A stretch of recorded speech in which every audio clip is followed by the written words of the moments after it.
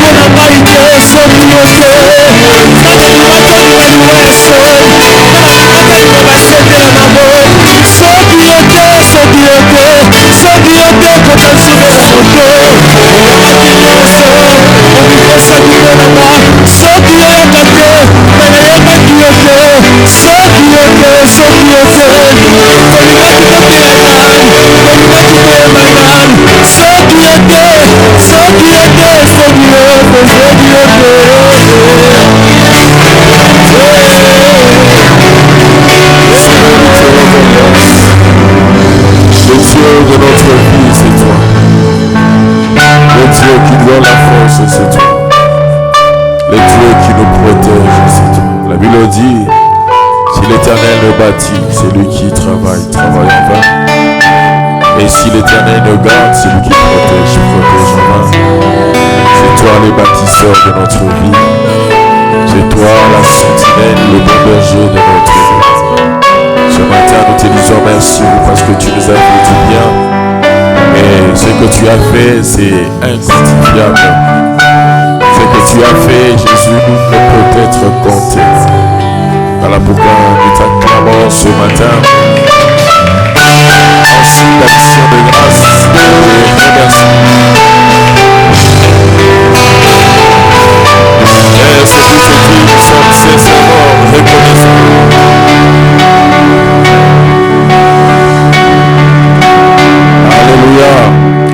peux saluer la personne qui est à ta gauche, à ta droite.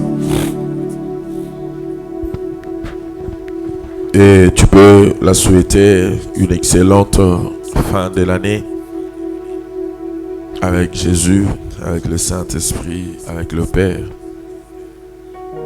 Et particulièrement, je vous souhaite une bonne fin de l'année. Moi et ma femme, nous vous aimons beaucoup. Toute la famille Douelé vous aime beaucoup. C'est vous qui êtes notre source d'encouragement. C'est vous qui êtes la raison de toutes les prières que nous adressons à Dieu. C'est vous qui êtes les motifs ou la motivation de ce que nous sommes en train de faire ici. Dis à ton voisin, le pasteur t'aime beaucoup. Dis-lui vraiment avec assurance, le pasteur, il t'aime beaucoup. Le pasteur t'aime fort. Alléluia. Que Dieu te bénisse abondamment. Alléluia. Nous allons parler ce matin de la puissance des offrandes.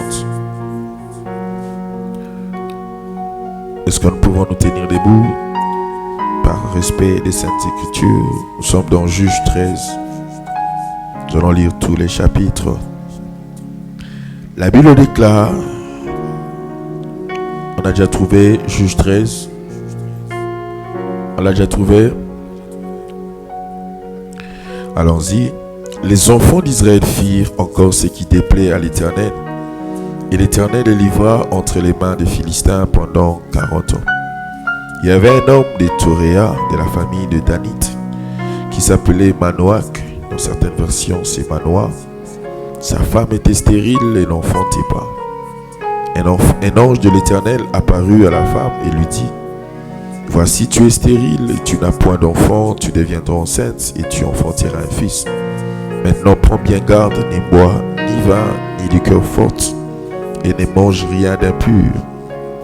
Car tu vas devenir enceinte et tu enfanteras un fils. Le rasoir ne passera point sur sa tête, parce que cet enfant sera consacré à Dieu dès le ventre de sa mère.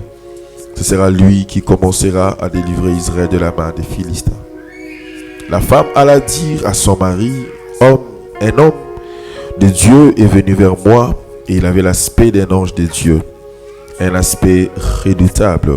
Je ne lui ai pas demandé d'où il était, et il ne m'a pas fait connaître son nom. Mais il m'a dit, tu vas devenir enceinte, et tu enfanteras un fils, et maintenant ne bois ni vin, ni liqueur forte, et ne mange rien d'impur, parce que cet enfant sera consacré à Dieu dès le ventre de sa mère jusqu'au jour de sa mort. » Manoach fit cette prière à l'Éternel. « Ah, Seigneur, que l'homme de Dieu que tu as envoyé vienne encore vers nous et qu'il nous enseigne ce que nous devons faire pour l'enfant qui naîtra. » Dieu exauça sa prière. Dieu exauça la prière de Manoach, et l'ange de Dieu vint encore vers la femme. Elle était assise dans un champ, et Manoach, son mari, n'était pas avec elle. Elle courut promptement donner cette nouvelle à son mari et lui dit, « Voici, l'homme qui était venu l'autre jour vers moi m'est apparu. » Manoach s'éleva, suivit sa femme, alla vers l'homme et lui dit, « Est-ce toi qui as parlé à cette femme ?» Il répondit, « C'est moi. » Manoach dit, « Maintenant, si ta parole s'accomplit, que faudra-t-il observer à l'égard de l'enfant et qu'y aura-t-il à faire ?» L'ange de l'Éternel répondit à Manoach, « La femme s'abstiendra de tout ce que je lui ai dit. Elle ne goûtera d'aucun produit de la vie. Elle ne boira ni vin, ni liqueur forte. Elle ne mangera rien d'impur. Elle observera tout ce que je lui ai prescrit. » Manoach dit à l'ange de l'Éternel, « Permets-nous de te retenir et de t'apprêter un chevreau. » L'ange de l'Éternel répondit à Manoach, « Quand tu me retiendrais, je ne mangerai pas de ton mets, mais si tu veux faire un holocauste, tu l'offriras à l'Éternel. » Manoach ne savait point que ce fut un ange de l'Éternel. Et Manoach dit à l'ange de l'Éternel, « Quel est ton nom, afin que nous te rendions gloire quand ta parole s'accomplira. L'ange de l'Éternel lui dit, pourquoi me demandes-tu mon nom? Il est merveilleux. Manoach prit les chevreaux et l'offrande et fit un sacrifice à l'Éternel sur le rocher. Il s'opéra un prodige. Pendant que Manoach et sa femme regardaient, comme la flamme montait de dessus l'autel vers le ciel, l'ange de l'Éternel monta dans la flamme de l'autel. À cette vue, Manoach et sa femme tombèrent la face contre terre. L'ange de l'Éternel n'apparut plus à Manoach et à sa femme. Alors Manoach comprit que c'était l'ange de l'Éternel. Il dit à sa femme, nous allons mourir car nous avons vu Dieu. Sa femme lui répondit, si l'Éternel eût voulu nous faire mourir, il n'aurait pas pris de nos mains l'holocauste et l'offrande. Il ne nous aurait pas fait tout voir cela. Et il ne nous aurait pas maintenant fait entendre pareille chose. La femme enfanta un fils et lui donna le nom de Samson. L'enfant grandit et l'Éternel le bénit. Et l'Esprit de l'Éternel commença à l'agiter à marcher entre Touréa et Eshtaol, acclamant la parole du Seigneur. Père, je te prie ce matin, donne-moi la capacité de parler, de prêcher. Donne-moi, Seigneur Dieu, cette grâce d'être la voix qui se fait entendre ce matin en faveur de ce peuple. Père, je ne me tiens pas ici parce que je veux le faire. Je me tiens, Seigneur Dieu de gloire, sur ton rocher qui est Christ. J'ai besoin de toi, Saint-Esprit. Donne-moi l'onction avec laquelle prêcher. Donne-moi toutes les capacités dont j'ai besoin pour pouvoir bien parler de ta part. Il est dit que toute écriture est inspirée et toute inspiration est toujours poussée par le Saint-Esprit. Père, j'ai besoin de toi, puissant de Jacob. Remplis-moi, Jésus, utilise-moi. Prends mes faibles phrases, mes mots, c'est nos dieux qui seront insignifiants, mes phrases qui seront incomplètes. Père Jésus, que tu puisses les compléter par la puissance du Saint-Esprit. Je renverse ce matin toute autorité, toute conviction, toute principauté. Jésus, toute pesanteur, toute opposition. Seigneur, toute ligue spirituelle et main noire, Jésus qui travaillerait contre, Seigneur, cette prédication et contre l'audition, Jésus, de ton peuple. Père, je les rends nuls et sans effet au nom de Jésus. Que la puissance du Saint-Esprit soit libérée et que dans cette église qu'il y ait un esprit de libéralité, un esprit de bonnes œuvres, un esprit d'offrande et de sacrifice au nom de Jésus. Amen. Alléluia. Bonjour à tout le monde. Alors ce matin, je vais parler, comme je le dis tantôt, d'un thème qui est simple, la puissance des offrandes. Dis avec moi la puissance des offrandes. Alors, je vais d'abord commencer à définir l'offrande. L'offrande, je pense que la plupart d'entre nous, nous avons déjà entendu parler de cela, n'est-ce pas? Offrande, donne l'offrande, donne l'offrande, donne l'offrande, donne l'offrande. À l'église, on ne parle pas main réduite. Donne l'offrande. Quand tu es devant Dieu, il faut donner l'offrande.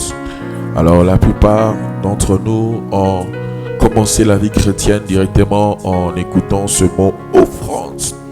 Et ce matin, par la grâce de Dieu, je veux te donner une compréhension assez globale de ce mot-là, offrande. Alléluia. Alors c'est quoi une offrande? Une offrande, c'est un sacrifice qui te permet de te rapprocher de Dieu ou de t'approcher de Dieu. On parle de l'offrande quand c'est un sacrifice que tu fais et qui a comme objectif, qui a comme mission de pouvoir te rapprocher de Dieu.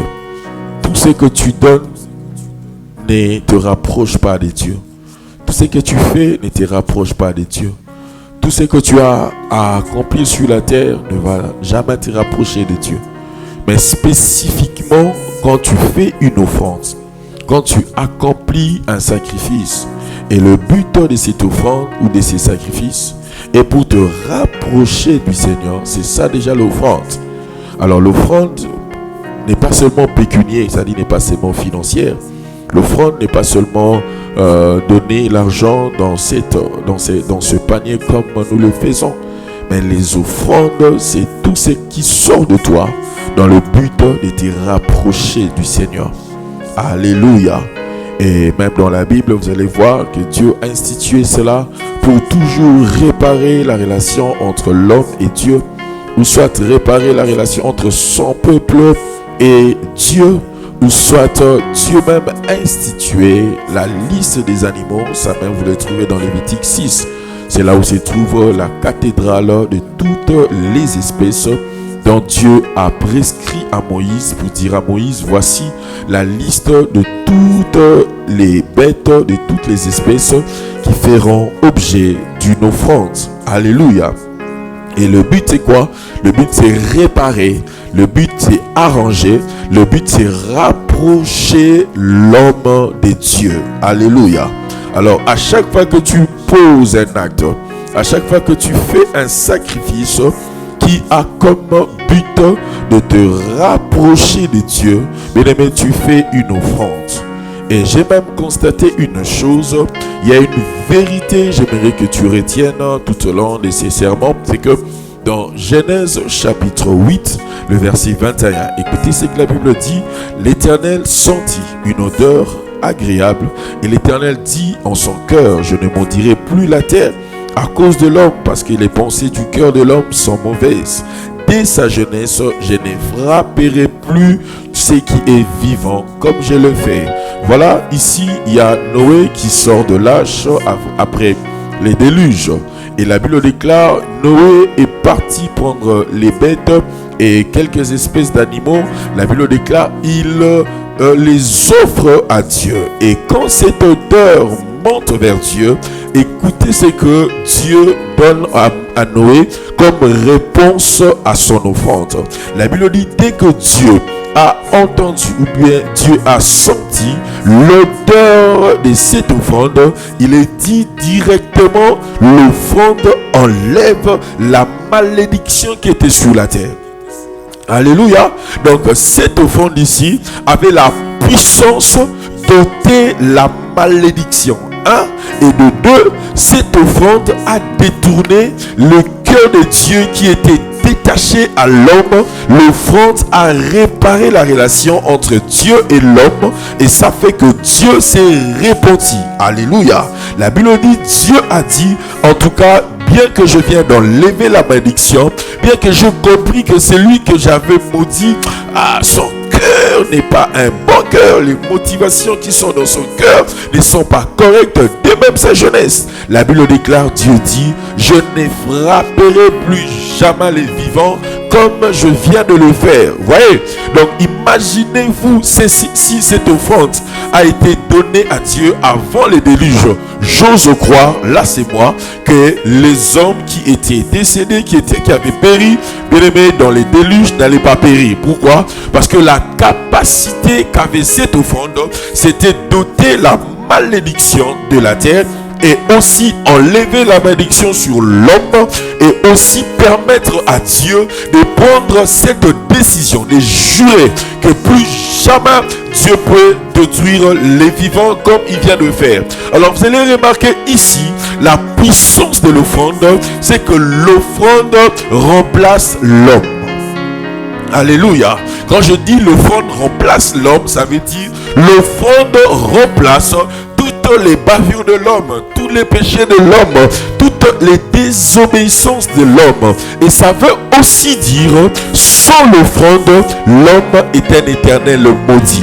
L'offrande remplace l'homme. Ça veut dire ceci, l'homme qui Dieu s'il son offrande, tout ce que l'homme est, tout ce que l'homme avait fait, son offrande approuvée par Dieu, fait en sorte que la colère de Dieu, bien aimé, ne s'appesantisse plus sur l'homme. La colère de Dieu ne reste plus sur l'homme. La malédiction qui était sur l'homme, l'offrande de l'homme peut l'ôter. Et ce matin, je prie que toutes les fois tu as donné les offrandes, que Dieu s'en souvienne pour ôter les mauvaises choses choses, les malédictions qui sont encore en train de te résister. Et aussi, je compris une chose, sans l'offrande, l'homme est maudit. Alléluia. Vous allez voir que si Noé n'avait pas fait cette offrande, l'homme dont Dieu a ôté les malédictions ici,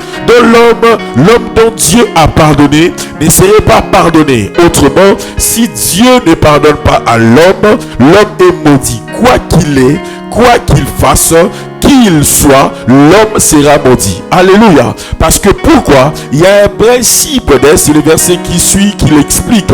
Il y a un principe, c'est que Dieu, bien-aimé, remplace l'homme quand l'homme donne l'offrande. Et Dieu donne à l'homme l'opportunité d'entrer dans une vie où les malédictions ne sont plus, où Dieu même ne sait plus maudire l'homme. Et Dieu jure, n'est-ce pas, de ne plus tuer l'homme parce que l'homme l'a désobéi. Dieu décide même d'ôter la malédiction parce que l'homme a fait quelque chose qui a fait mal à Dieu. Et Dieu m'a dit de dire à quelqu'un ce matin que la puissance des offrandes, mais c'est que les offrandes te rapprochent de Dieu. Les offrandes enlèvent la malédiction. Les offrandes détachent le cœur de Dieu qui voulait punir, à changer ce cœur, à transformer ce cœur en un cœur qui doit bénir. Alléluia. La Bible dit Dieu a fait cette imprécation, Dieu a fait cette implication disant il se répand qu'il ne maudirait plus jamais l'homme. Je prie pour quelqu'un ce matin, s'il y avait des malédictions dans ta vie, que les offrandes que tu feras enlèvent ces malédictions. S'il y avait des choses dans ta vie qui te résistaient, que ce matin, que ce que tu donneras à Dieu, et pour toute la vie, c'est que tu offriras à Dieu, que la puissance de ces offrandes change ta vie. Alléluia. Dieu se répand parce que l'odeur d'une offrande lui parvient. Alléluia. Parce que Dieu aime les odeurs. Et parmi les odeurs qui font à ce que Dieu devienne un Dieu mère, un Dieu gentil, un Dieu aimable, c'est aussi les offrandes. Alléluia. Et imaginez-vous, cette offrande a fait en sorte que Dieu a regretté d'avoir tué les gens en envoyant les déluges.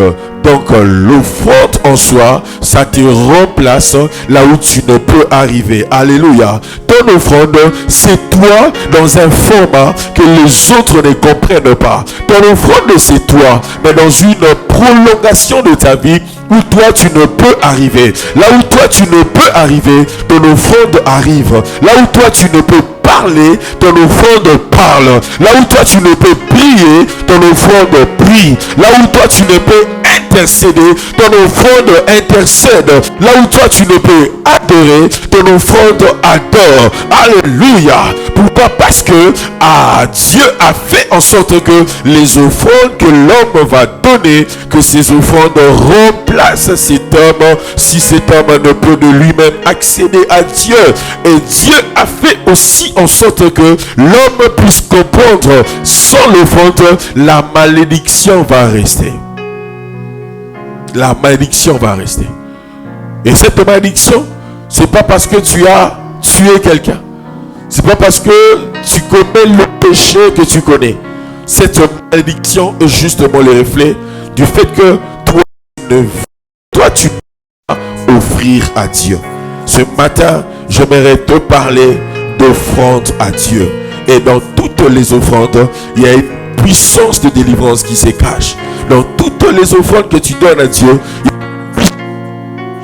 de sortir de la captivité ou d'une chose qui te retient pendant longtemps. Alléluia. Alors dans la Bible, il y a 3 types d'offrandes dont j'aimerais que tu retiennes. La première offrande, le premier type des offrandes, c'est ce qu'on appelle les offrandes de louange. Dis avec moi, les offrandes de louange. Alors c'est quoi les offrandes de louange? La Bible dit ceci dans Hébreux 13 verset 15. Par lui offrant sans cesse à Dieu un sacrifice de louange, c'est-à-dire le fruit de nos lèvres qui confesse le nom de Dieu. Hébreu est en train de dire ceci. En ce qui concerne le louange, moi et toi, nous devons le faire sans cesse à Dieu. Et il dit, comment est-ce que nous devons le faire? Nous devons le faire par le fruit de nos lèvres qui sont censés confesser le nom de Dieu. Il y a un type d'offrande que tu dois apprendre à donner à Dieu. C'est ce que la Bible appelle la louange. Alléluia. Voilà pourquoi j'ai laissé la chorale ce matin louer le Seigneur. Ensemble, célébrer le Seigneur. Pourquoi? Parce que c'est dans de telles choses que Dieu prend plaisir. Mais le mot louer Dieu n'est pas synonyme d'être charnel. Danser n'est pas synonyme d'être charnel. Si quelqu'un fait des pas de danse pour le Seigneur, si tu ne comprends pas sa danse, n'interprète pas ça mal, parce que tu ne sais pas, mais si ces expressions-là veulent dire quoi ou représentent quoi dans sa vie. Et la Bible dit par lui, ça dit par Jésus, offrant sans cesse à Dieu des sacrifices d'action de grâce, non, des sacrifices de louange. Et la Bible explique cela disant que ces louanges sont le fruit de nos lèvres qui confessent le nom de Jésus. Bien-aimé dans le Seigneur, tu dois apprendre dans ta chambre à louer le Seigneur. Tu dois apprendre dans ta vie à louer le Seigneur. Tu dois apprendre à l'église à louer le Seigneur. Laissons ces vies chrétiennes où nous sommes des personnes, quand le monde nous regarde, c'est comme si nous avons des deuils. C'est comme s'il y a quelqu'un qui est décédé dans la famille. C'est comme si, voilà, Satan t'a volé toute la joie. Mais tu dois offrir par Jésus en tout temps, en tout lieu, des sacrifices de louange.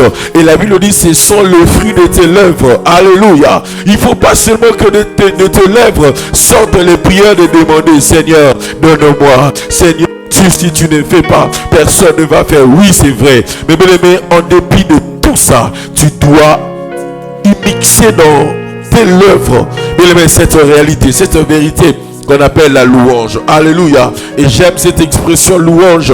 Louange, il y a beaucoup d'expressions qui l'expliquent. Mais j'aime ce qu'on appelle halal. Dis avec moi halal.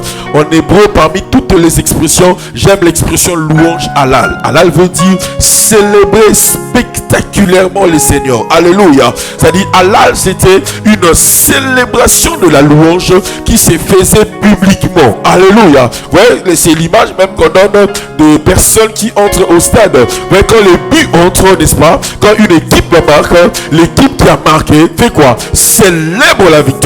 Et le public qui est derrière l'équipe, n'est-ce pas, qui vient de marquer, accompagne le joueur dans la célébration. Et la louange, c'est aussi la lal.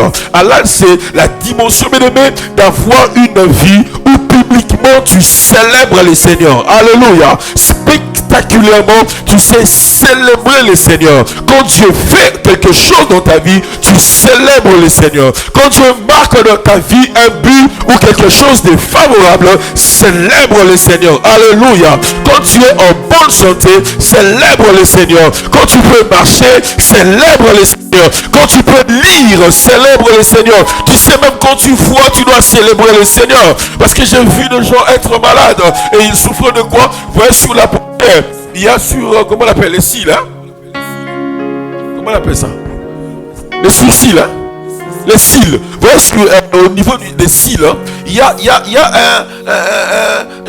comment on appelle, une cellule là, il y a un tissu qui traverse cette partie, et c'est la partie, bien-aimée, qui fait en sorte que les cils poussent, même quand tu le coupes. Ouais, maintenant j'ai vu quelqu'un être malade et son œil ne s'ouvre pas, parce que tout simplement, les tissus qui retient ou qui les cils, mais les mains étaient endommagés. Oh Jesus. Et il faisait ça, ça s'ouvre pas. Il faisait ça, ça s'ouvre pas. Il n'est pas mort, mais son œil ne s'ouvre pas. Pourquoi? Les médecins m'ont dit, vous voyez ce qui se passe dans sa vie, c'est que les tissus au niveau de sa paupière s'est affaibli et son œil ne peut s'ouvrir. Alors j'ai compris dans la vie, même quand tu peux clignoter ton œil, tu dois célébrer le Seigneur pour cela. Parce qu'il y a certains qui tombent malades, qui attrapent les cancers de la salive. Comment tu peux expliquer ça? Les cancers de la salive. Comment tu peux expliquer ça? Qu'est-ce que ce monsieur a fait pour attraper les cancers de la salive? Et ça fait que même s'il veut avaler facilement la salive, il n'arrive pas. Et toi tu penses, quand tu avales la salive facilement, toi tu penses que c'est un mérite. C'est une grâce. Alléluia. C'est une grâce. Parce qu'il y a dans des hôpitaux des gens qui souffrent de maladies que tu ne peux même pas expliquer. Et même lui-même, il souffre davantage parce qu'il ne sait pas les causes ou les raisons de cette maladie. Mais il en est malheureusement victime.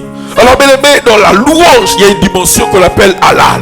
Halal, c'est avoir, bien aimé, dans ton cœur, cette soif-là, cette détermination de célébrer spectaculairement le Seigneur. C'est que même quand tu danses, j'aime Papa Christian. Alléluia. Papa Christian, s'il faut danser, il danse. Voilà pourquoi moi, à côté de moi, faut me donner déjà pareil.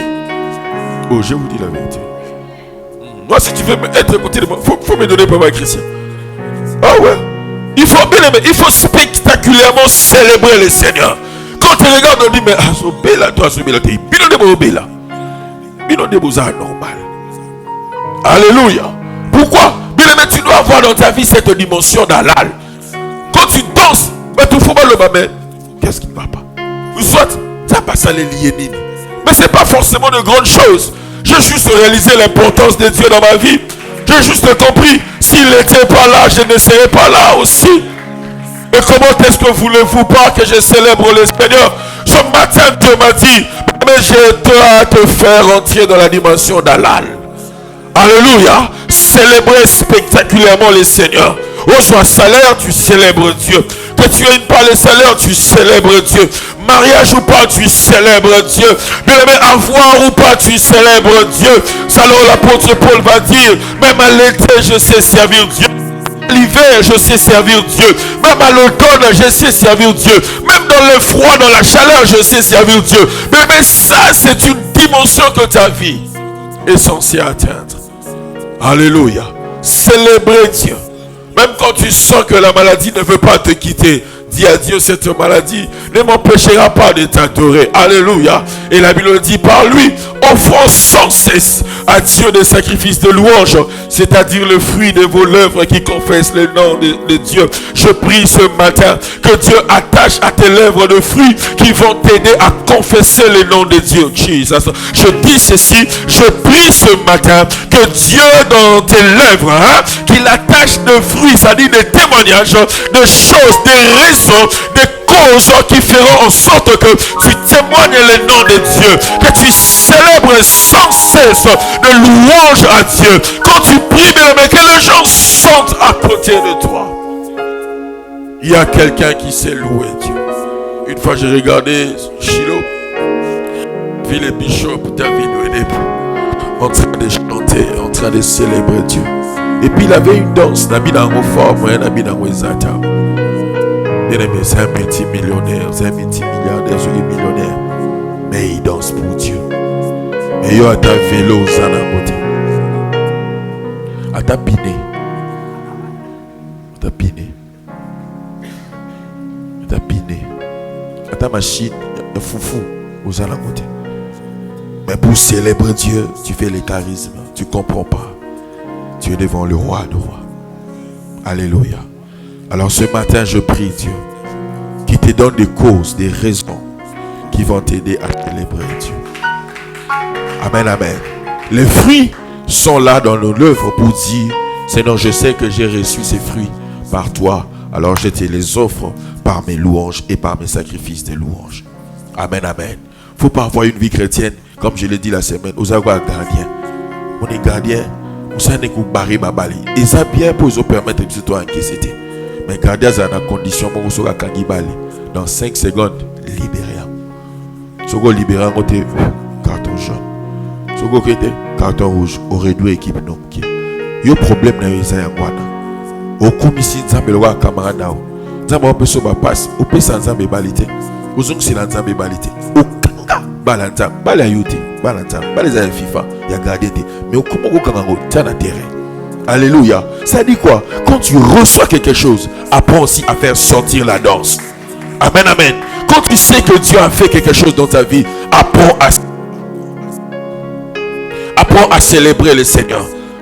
Ne sois pas les gardiens là qui retiennent le ballon. Et pourquoi non, bah vous soyez. En tout cas, tu empêches ton équipe même d'être performante sur le terrain. Alléluia. Pourquoi? Parce que Dieu aime les gens quand ils encaissent.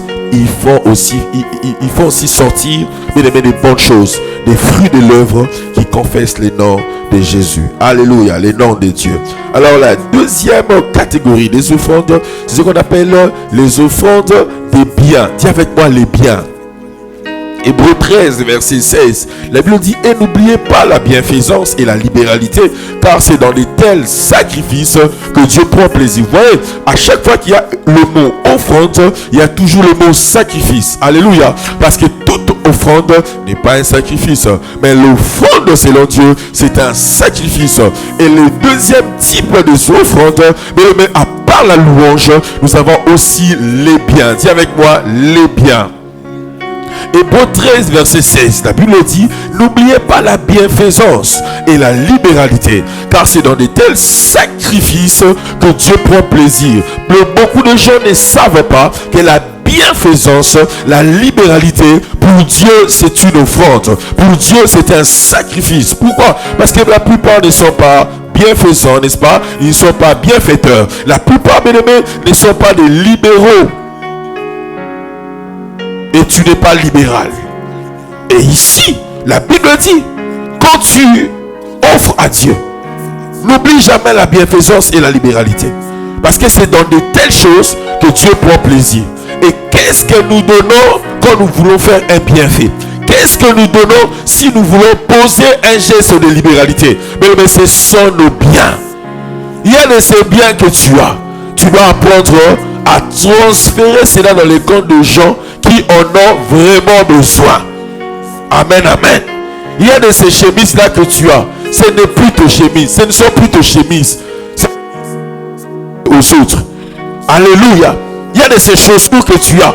Et ça sous y a été. Et puis toi-même quand tu portes ça, tu souffres. Mais tu introduis aussi ton pied. Et puis quand tu es quelque part, ça fait mal. Non, ça veut tout simplement dire: je ne t'appartiens plus. Laisse-moi aller vers une autre personne.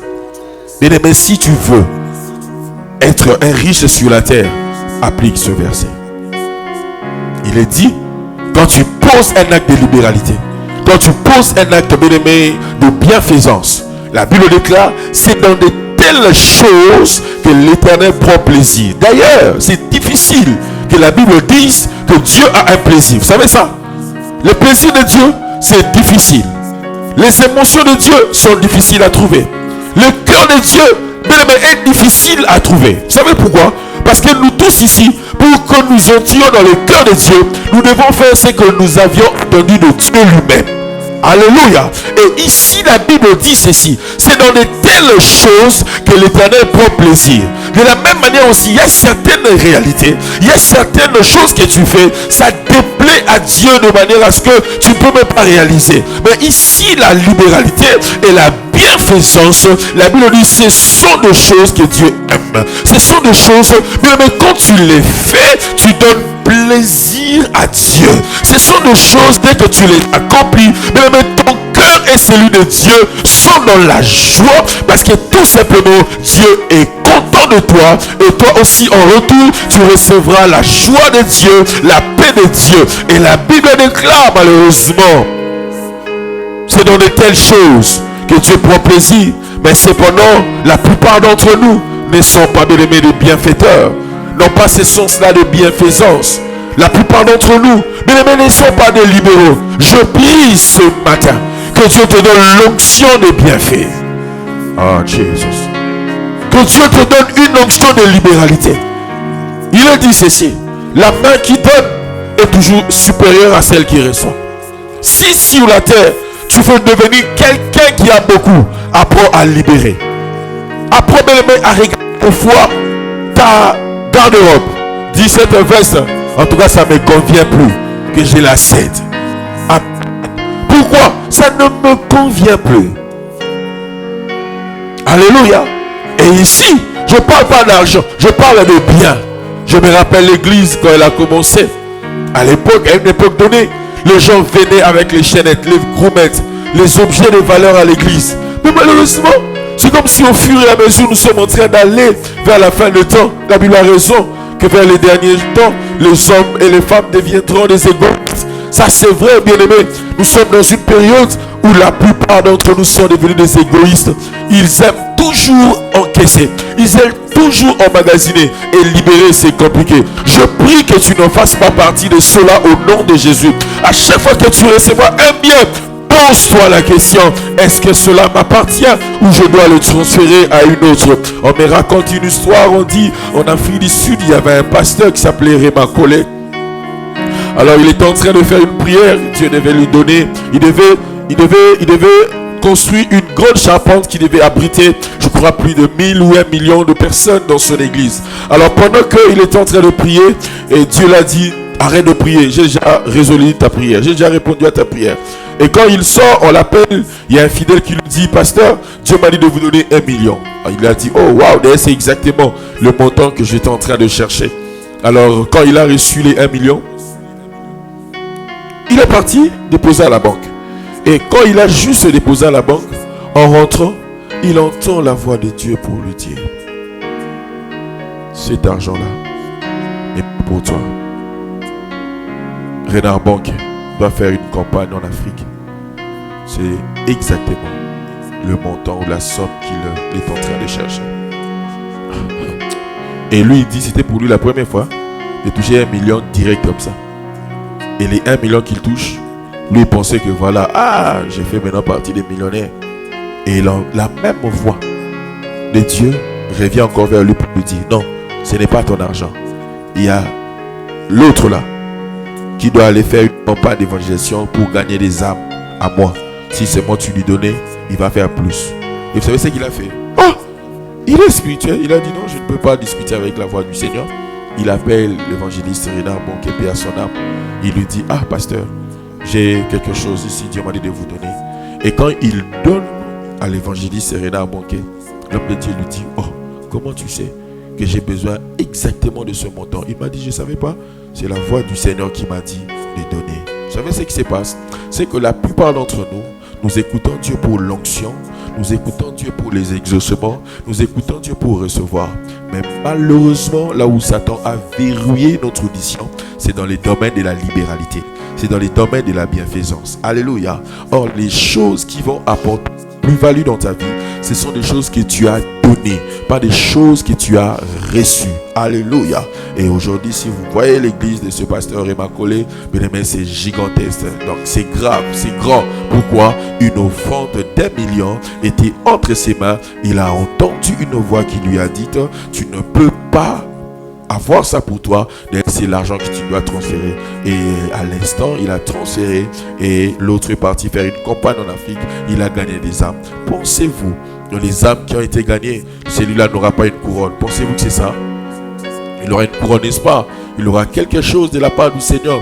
Parce que tout simplement, il a écouté Dieu là où la plupart d'entre nous n'aimons pas écouter les Seigneurs. Ce matin, je te pose la question. Dans l'argent que tu reçois, dans les biens que tu as, est-ce que tu es à même d'écouter la voix de Dieu? Amen, amen.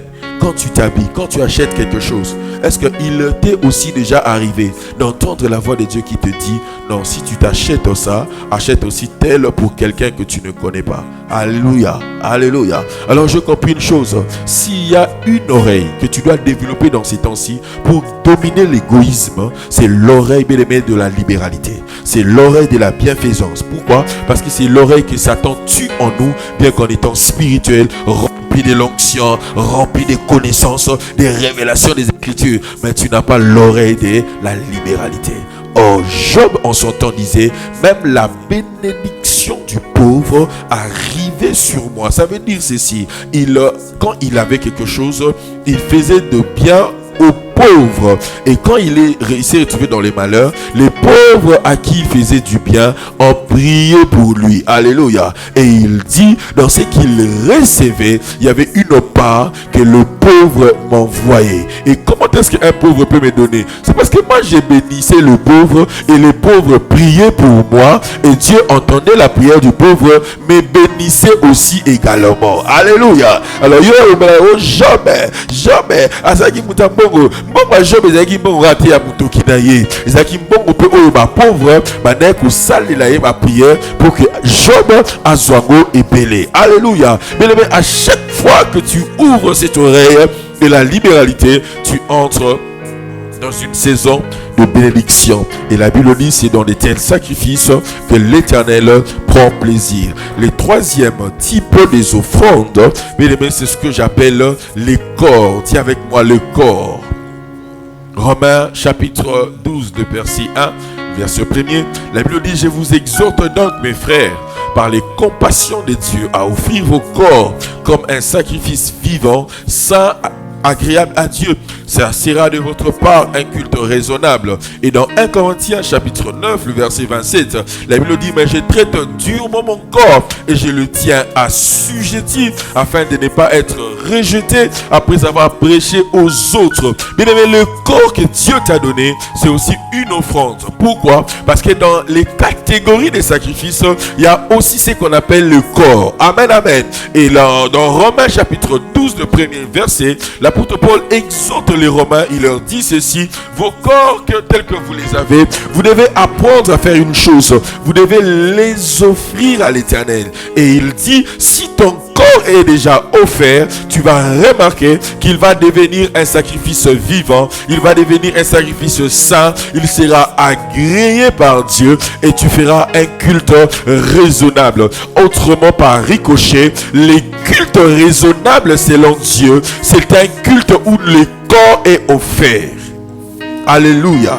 Alors quand bien aimé tu embellis ton corps, n'oublie pas que Dieu va aussi te demander le corps un jour. Dieu va aussi te demander des sacrifices liés à ton corps, des disciplines liées à ton corps. Et l'apôtre Paul dit ceci: le corps que Dieu l'avait donné, il tenait assujetti ses corps. Il ne voulait pas que son corps ne soit pas une offrande, parce que tout simplement, si son corps refuse de devenir une offrande, mais directement le refus d'être une offrande va faire perdre à Paul, n'est-ce pas? Bien aimé, toute la récompense que Dieu avait réservée pour lui. Alors, ce qu'il faisait, il assujettissait son corps. Il faisait en sorte que son corps ne lui sépare pas de Dieu. Que son corps, bien aimé, ne le pousse pas à pécher. Mais il veillait en sorte que, bien aimé, son corps soit un instrument pour la gloire de Dieu. Soit pour un culte à Dieu, soit un instrument bien-aimé agréable à Dieu. Alors ce matin, je me te dire, bien-aimé, n'oublie jamais que Dieu ne t'a pas donné le corps pour les make-up. Dieu ne t'a pas donné le corps seulement pour acheter des beaux costumes, des belles vestes. Dieu t'a donné aussi le corps pour que ton corps soit un sacrifice pour Dieu. Alléluia. Quand tu amènes ton corps dans l'église, tu rends ton corps sacrifice. Quand tu jeûnes, tu te mortifies pour la cause de gagner le royaume. Tu es un sacrifice. Et le corps bien-aimé dont Dieu t'a donné, ce n'est qu'une enveloppe. Et Dieu ne fait tes tests. Parce que c'est au niveau de ton corps que les passions de ton âme, les agitations de ton âme, bien-aimé, s'impliquent et agissent pour soit t'emmener en enfer, soit l'esprit, bien-aimé, s'il est assonnant par rapport à ton âme, l'esprit va te conduire ton corps et ça va t'emmener, bien-aimé, dans l'éternité vers Dieu. Mais si ton corps n'est pas un assujetti, si ton corps n'est pas une offrande, si ton corps n'est pas un sacrifice, bien-aimé, comme l'apôtre Paul le dit, tu peux mourir à mort, bien-aimé, prêcher, tu peux mourir, bien-aimé, faire tout ce que tu veux, mais il dit, le corps peut permettre à Dieu de te rejeter. Pourquoi? C'est le corps qui n'a jamais été, ou le corps qui n'est jamais devenu une offrande. La pensée de Dieu, c'est que ton corps devienne une offrande. Et dans cette fin de l'année, fais tout et n'oublie pas que le corps que Dieu t'a donné est une offrande. Alléluia.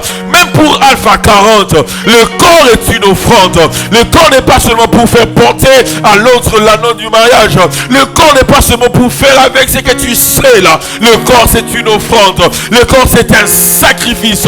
Le corps, je dis ceci, c'est un culte que tu es censé donner à Dieu. Alors si ton corps, bien-aimé, n'est pas un assujetti, ce matin tu dois lui dire, tu dois apprendre à servir au dessein de Dieu. Tu n'es pas là seulement pour faire les nappes chattes, ce qui est les chafs de naft, ce qui est voilà. Tu n'es pas là pour ça. Le corps, bien-aimé, sa beauté, c'est pour la gloire de Dieu. Je dis ceci, ton mais que tu sois la personne qui a la meilleure musculature au monde, ce corps-là, ça doit être une offrande. Ce corps-là, ça doit être un sacrifice. Ce corps-là, ça doit être quelque chose qui est resté sur l'autel de Dieu. Parce que tout simplement, Dieu peut en consommer quand il le veut. Dieu peut en réclamer quand il le veut. Et ce matin, Dieu m'a dit de dire ceci à quelqu'un. Qu'as-tu, bien-aimé, fait avec ton corps tout au long de cette année? Qu'est-ce que tu as fait avec ton corps? Comment as-tu géré ton corps? Comment as-tu géré ton corps? Bien-aimé, as-tu amené ton corps dans des choses dans lesquelles Dieu prend plaisir, ou tu as fait de ton corps un instrument pour les péchés? Et la Bible dit ceci: ton corps est le temple du Saint-Esprit. Ne sais-tu pas que le Saint-Esprit habite en toi? Et moi, Dieu m'a toujours dit, Marc, en toi, il y a des bailleurs. Il y a toi et le Saint-Esprit. Mon corps est le temple du Saint-Esprit. Mon corps, j'ai vis avec le Saint-Esprit. Donc si je dois faire quelque chose, je dois demander au Saint-Esprit: es-tu content de ce que je veux faire maintenant? Tu m'accompagnes avec ce que je veux faire. Et vous voyez pourquoi est-ce que la Bible dit: n'attristez pas le Saint-Esprit. Vous savez pourquoi? Parce que le corps, quand il ne sait pas collaborer avec le Saint-Esprit est triste. C'est là que des fois il quitte certains. Des fois même il a tellement parlé, tu n'écoutes même plus, il te regarde.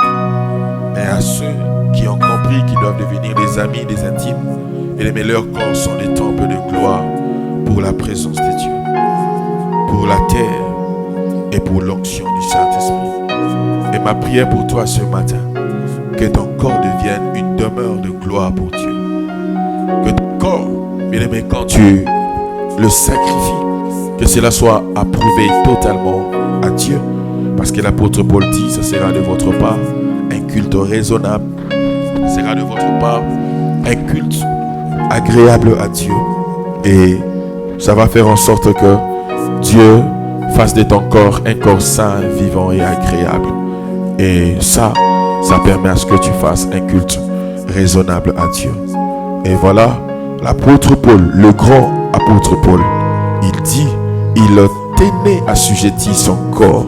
Il ne voulait pas que son corps rejette la récompense qu'il avait prise ou l'avait prise, mais en accomplissant pour les Seigneurs tout ce qu'il avait fait. Donc pour dire, tu peux aussi rater la récompense éternelle si tu ne gères pas bien ton corps. Tu peux aussi rater l'éternité avec les Seigneurs, mais si ton corps n'est jamais devenu une offrande. Alléluia.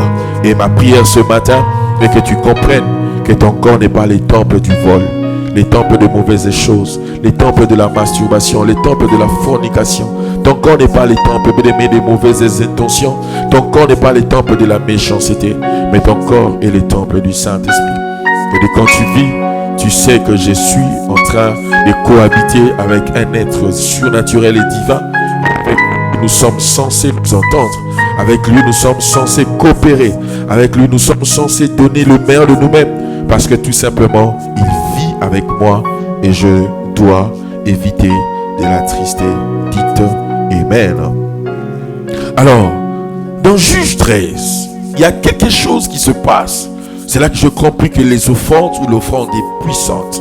Dans Juge 13, il y a une crise que le peuple de Dieu bien-aimé est en train de vivre avec. Et la Bible déclare, Dieu a résolu, bien-aimé, d'apporter une solution à cette crise. Et comment est-ce que Dieu s'entreprend? C'est que Dieu vint trouver une femme qui était même en train, bien-aimé, de travailler. Et la Bible déclare, cette femme était stérile. Elle n'avait point d'enfant. Et l'ange de l'Éternel est venu vers la femme il dit à la femme, j'ai compris que tu es stérile et je suis venu pour changer ta stérilité. Je suis venu pour bénir ta famille. Je suis venu pour que ta stérilité puisse changer. Et la Bible dit, excusez, et la Bible dit, l'ange a tellement parlé avec cette femme. Et la femme a dit, avec ce que tu viens de me dire, je ne peux pas garder ça pour moi-même. J'ai un mari et je crois qu'il est aussi censé apprendre de ce que tu viens de me dire. Et la Bible déclare, elle est partie vers son mari, expliquant à son mari toutes les instructions, tout ce que l'ange de l'Éternel lui avait dit. Et elle a expliqué, voilà, on m'a dit ceci, je deviendrai enceinte. On m'a dit que je ne dois pas prendre des liqueurs fortes, je dois jamais me comporter comme tout le monde. Il y a un certain nombre de choses que je suis censé faire, un autre je suis censé ne pas faire. Et la Bible déclare, quand elle est venue auprès de son mari aussi spirituel qu'il était, il pose à sa femme la question, mais d'où est parti ce monsieur? Et la femme dit non, en tout cas je ne sais pas. Et le mari lui-même consent à faire une prière. Il dit, Seigneur, c'est que ma femme vient de me dire, s'il te plaît, je veux que le monsieur qui a dit ces bonnes choses à ma femme fasse quoi? Qu'il puisse. Pourquoi? Parce que le mari avait compris ce que nous venons de recevoir, la parole que nous venons de recevoir, la seule chose qui va nous permettre de garder cette parole, de garder cette provision de la prophétie. Mais le mari savait, c'est par une offrande que nous garderons ce que Dieu vient de dire. Alléluia. Et la Bible déclare, il a fait la prière. Et Dieu est merveilleux. Et Dieu a aussi exaucé cette prière. L'ange de l'Éternel rêvait encore. Et bizarrement, il n'est pas reparti vers la personne qui a fait la prière. Il est reparti vers la personne à qui il avait déjà parlé. Donc la femme. Et quand la femme regarde que le monsieur était encore rentré, la femme a compris. Il est revenu parce que mon mari avait fait une prière. Et elle alla vers son mari. Elle dit à son mari, le gars est encore revenu. Et le mari dit, waouh! Alors à sa rencontre, ils sont partis à la rencontre du monsieur. Il pose la question à ce monsieur, qui tu es? Le monsieur dit, non, là n'est pas important. Alors il comprend, si ce monsieur ne veut pas me dire son nom, c'est que moi je dois faire quelque chose pour lui. Alléluia. Il a seulement dit, mon nom est merveilleux. Et elle lui-même me dit, voilà, vu qu'il ne veut pas me donner son nom, on doit lui offrir quelque chose. Alléluia. On doit lui offrir quelque chose. Et pendant même qu'ils veulent offrir, les deux bien sûr, ils veulent offrir, mais l'offrande à ce monsieur, il pose à ce monsieur-là, qu'est-ce que tu vas manger? Il leur a dit, non, ne vous en faites pas, même si vous apprêtez tout, je ne veux pas manger. Alors il comprend qu'ils doivent changer l'offrande. Et le monsieur bien-aimé, la Bible déclare, a fait attendre l'ange. Et l'ange aussi était là, en train d'attendre. L'ange a refusé de manger, pas parce que l'ange n'avait pas faim. L'ange a refusé de manger parce que l'ange voulait vérifier si cette offrande-là était occasionnelle ou circonstancielle, ou soit c'était vraiment une offrande qui était faite avec le cœur appliqué, avec un cœur sincère. Et écoutez maintenant, la Bible déclare, le monsieur a compris, il a pris tout ce qu'il devait offrir, il alla vers bien-aimé l'autel. La Bible dit, il offra l'offrande, et pendant qu'il était en train d'offrir, l'ange de l'Éternel s'est tenu au milieu de l'odeur qui était en train de s'évaporer par la flamme. Et la Bible dit, dans ces tourbillons, l'ange de l'Éternel fut monté et les deux se sont rendus compte que c'était Dieu qui les avait visités. Alléluia. Mais ce que j'ai aimé dans cette histoire, c'est que Manoach avait une révélation selon laquelle quand nous recevons la parole de Dieu, quand nous recevons les provisions, quand nous recevons la visitation de Dieu, il y a quelque chose que nous sommes censés faire qui va faire en sorte que ce que Dieu vient de dire, mais quand ça va s'accomplir, que nous ne puissions pas rater cela. Voilà pourquoi il a dit même à ce monsieur, comment est-ce que nous saurons que c'est toi quand ces choses vont s'accomplir? Ça veut dire, il avait cru au message que l'ange avait apporté. Et il dit à l'ange, non, chez nous tu ne peux pas sortir. Parce que nous sommes de ceux, quand nous recevons des gens, nous posons envers ces personnes-là, bien-aimé, la bienfaisance. Nous donnons quelque chose, mais aussi nous savons ce que tu as dit. Bien-aimé, il sera sûrement en train d'écouler un temps, et puis après ça va s'accomplir. Et nous voulons, bien-aimé, quand l'accomplissement va se faire, que nous puissions nous rappeler que c'était toi. Et ici, il y aura possibilité que tu reviennes. L'ange a dit non, je ne reviendrai plus. Mais ce que je dis à ta femme, cela va s'accomplir. Et ce que j'ai aimé, c'est que, bien aimé, sceller la parole avec une offrande a permis à ce qu'un libérateur sorte d'une famille où la stérilité était déjà marquée. Ça veut dire ceci: l'offrande de Manoach était l'offrande qui révélait que nous avions cru en ce que tu as dit, et je sais que aujourd'hui ta visitation est en train de mettre point final à un cycle de la stérilité de ma femme. Donc l'offrande de Manoach, c'était pour dire: je compris, tu peux même t'en aller. Je compris que nous avons déjà l'enfant, nous ne sommes plus des stériles, et vu que nous avons l'enfant, qu'est-ce que nous devons faire? Nous devons dire merci à Dieu, mais pas seulement par la bouche, mais aussi en offrant quelque chose.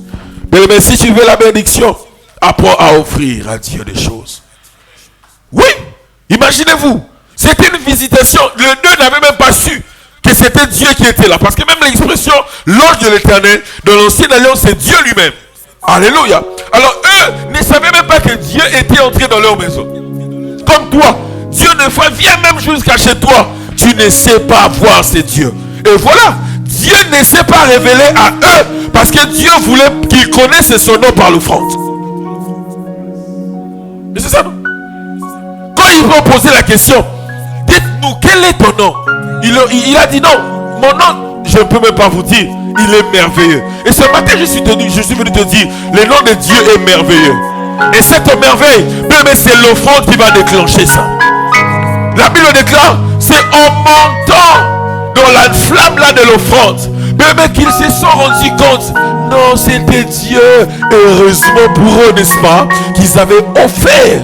Et l'offrande les a fait entrer dans la révélation de la personne qui les avait visités. Donc ça veut dire ceci: toutes les offrandes que tu fais ont comme rôle de te révéler la nature de la visitation. Alléluia. Je dis ceci: toutes les offrandes que tu fais à Dieu, mais ouvre toujours les portes, ouvre toujours les fenêtres, ouvre toujours les orifices qui sont fermés, mais qui sont censés s'ouvrir, parce que tu dois faire une bonne lecture des choses.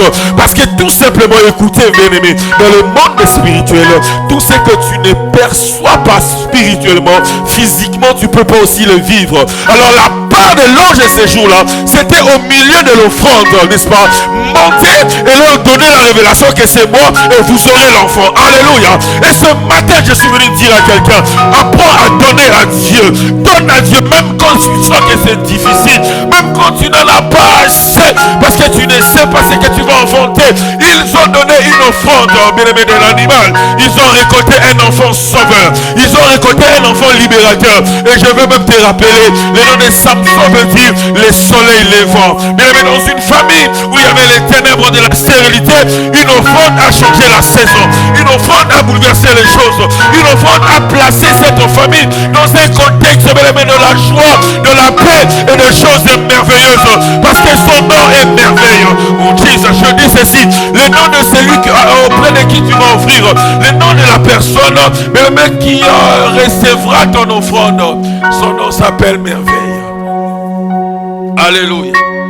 Et imaginez-vous, si ces jours-là ils n'avaient pas offert, ils allaient rester comme ça. La promesse allait être suspendue et l'enfant n'allait pas sortir. Donc Samson est venu quand l'ange de Dieu est venu. Mais Samson est né quand les pères ou les parents ont offert quelque chose. Tu comprends, hein? Samson, sa présence spirituelle, c'est l'ange qui a amené. Mais la présence physique, c'est-à-dire la naissance matérielle, la naissance physique de Samson, c'est une offrande qui a déclenché. Toi qui veux de Dieu des choses qui s'accomplissent terriblement, toi qui veux vivre des accomplissements terrifiants de Dieu, offre à Dieu. Alléluia. Fais des sacrifices qui vont te bouger. Dit James a dit ceci: une offrande qui ne te bouge pas ne bouge pas non plus Dieu. Alléluia. en cette fin de l'année, offrez à Dieu. Pour toute ta destinée, donne à Dieu des choses qui coûtent. Donne à Dieu des choses de valeur. Imaginez-vous, mais il a créé ces tourbillons pour le bénir.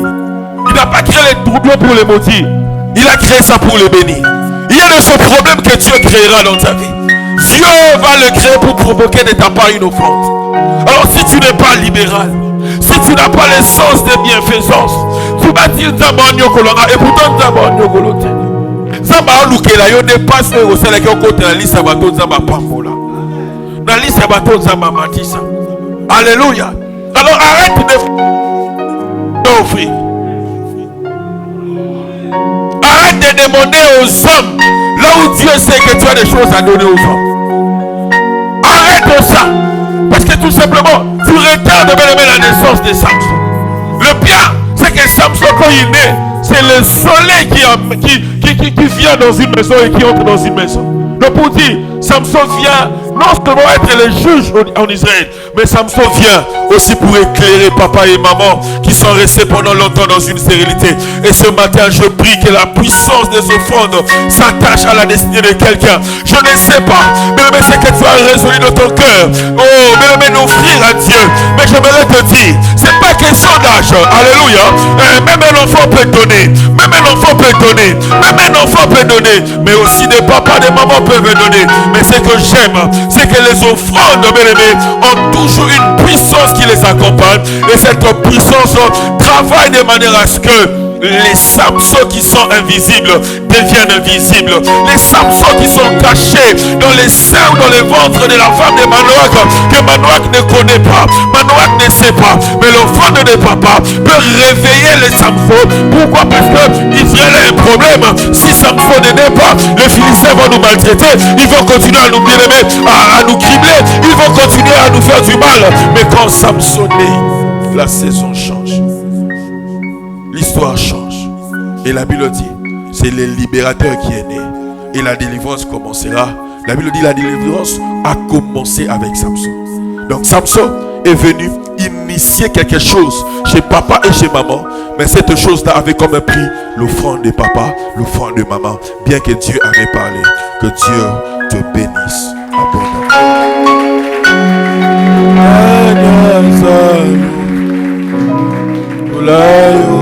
Libanga naga mosusute seo yozali nanyazalo ulayo libanga naga netolama sanjolama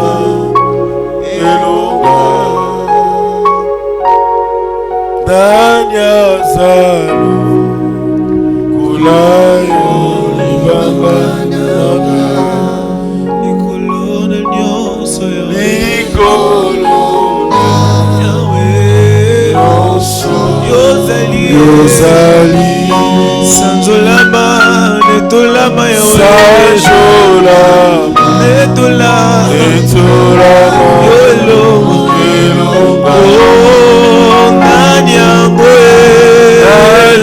Natikali komona te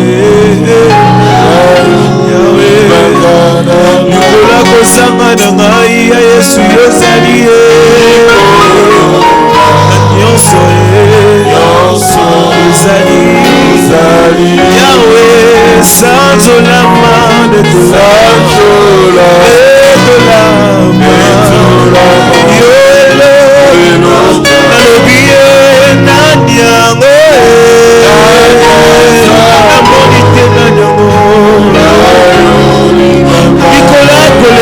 Nikola kosanga ya Yesu yozali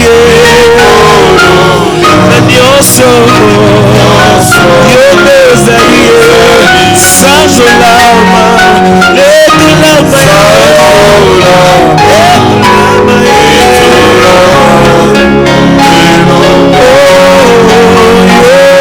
Santo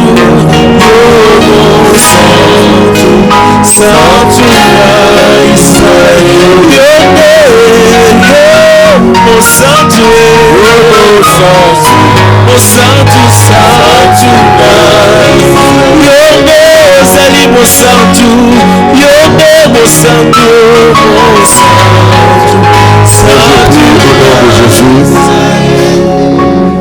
Que tu libères un esprit de libéralité et d'offrande dans cette église.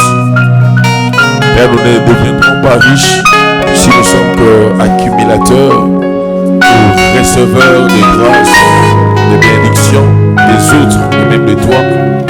Mais nous entrerons dans une saison beaucoup plus merveilleuse de notre vie si nous savons donner et si nous donnons de tout cœur. Et avec conviction, Père, tu m'as donné ce message et le fait, rends ce peuple riche par les dîmes, par les libéralités, par les offrandes, par toutes ces choses qui vont avec. Glorifie ton nom, au nom de Jésus, que Dieu